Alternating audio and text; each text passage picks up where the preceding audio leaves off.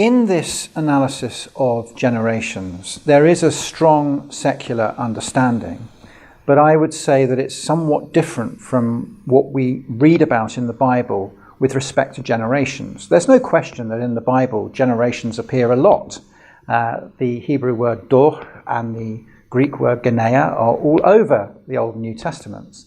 But in a biblical sense, a generation typically would mean the gap between a father and the firstborn son. So it's a family tree type relationship, most often. And we have that in the genealogies of the Old Testament and also the genealogies of Jesus that are there in the New Testament.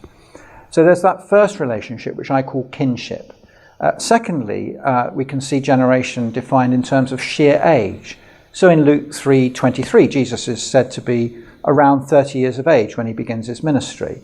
And people will think of generations today as 30-something generations or 40-something generations. So sheer age can sometimes define a generational group. And then there are social events. So Jesus looks forward in Mark 13, probably to the fall of the Jerusalem temple, but also, many scholars think, to the end of the age, to the apocalypse. And he talks about this generation not passing away until all these things are accomplished.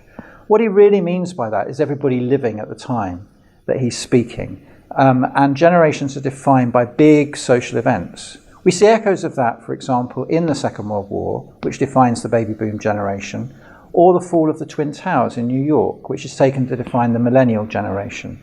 So big social events that kind of weld together people coming into adulthood and have them etched on their memories can sometimes be a definition of generation, which has a biblical basis. And then finally, worldview. So Jesus will talk in Scripture about this wicked generation, adulterous generation, crooked generation.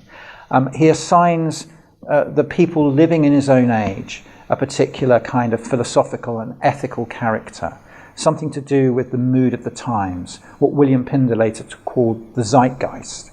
So we can see connections between secular definitions and biblical definitions, but I'd want to start with Scripture and work forward from there. The big problem with the secular definitions is that they are often aligned with marketing. So generational groups that are kind of stereotyped, as baby boomers have been, as millennials can be, are often stereotyped by advertising and marketing folk. So the concept of the baby boomer did have something to do with the Second World War. It did have something to do with political protest in the 1960s.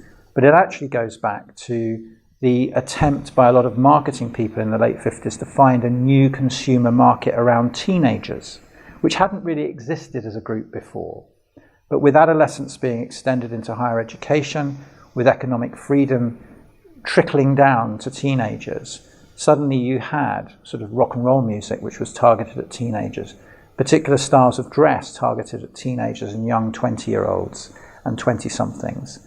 And that was where I want to be cautious, because I think a lot of generational discourse today is a kind of marketing discourse to sell more product, and we need to begin with Scripture.